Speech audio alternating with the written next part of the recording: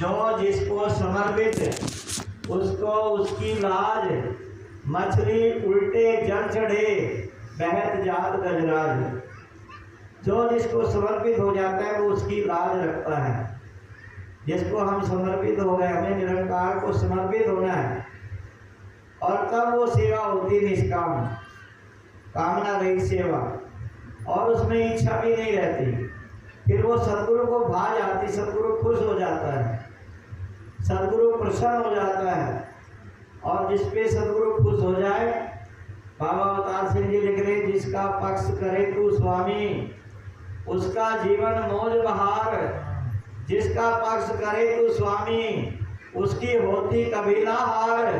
जिसका पक्ष करे तू स्वामी सब जग करता जय जयकार। जिसका तू पक्ष करने लगे, जिसकी तरफ परमात्मा हो जाए, जिसकी तरफ ईश्वर हो जाए, खुदा हो जाए, गॉड हो जाए, अल्लाह हो जाए, तो उसको किसी और के सहारे की जरूरत नहीं होती। फिर सदगुरु खुश हो जाता है, सदगुरु को वो सेवा भा जाती है, सदगुरु प्रसन्न हो जाता है।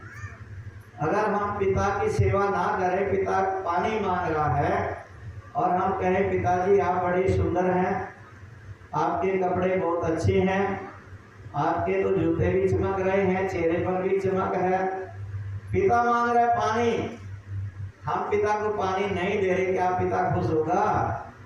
ऐसे ही सदगुरु को अगर खुश करना है, चाहते हो यदि गुरु रिझाना, हर एक जन से प्यार करो, हर एक से, फिर वो निष्काम सेवा हो जाएगी अगर सबसे प्यार होगा।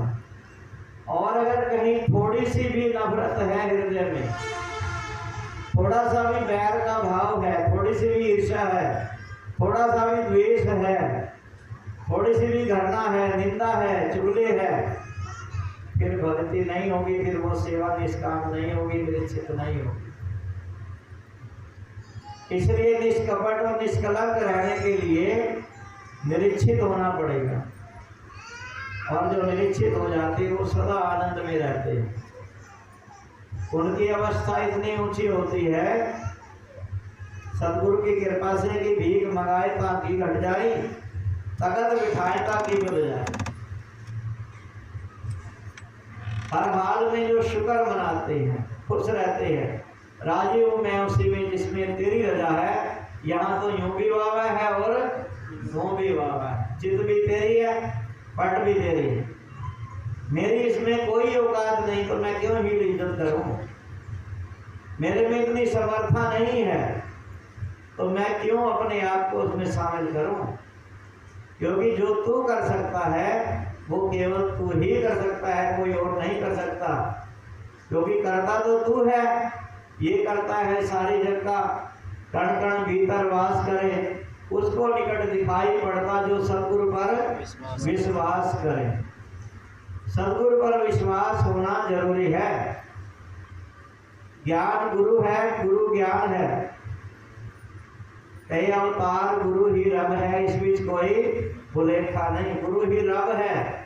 हमारा सदगुरु परमेश्वर है, खुदा है, गॉड है, अल्लाह है, वो हमें दिल से स्वीकार करना है। किसी को बताएं या ना बताएं कोई फर्क नहीं पड़ता, हमें स्वीकार करना है हृदय से।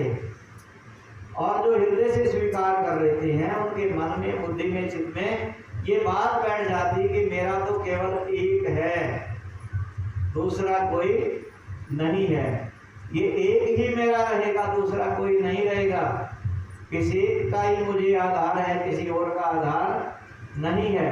तो ये आधार जीवन का अगर बन जाता है तो सेवा भी निष्काम और निश्चित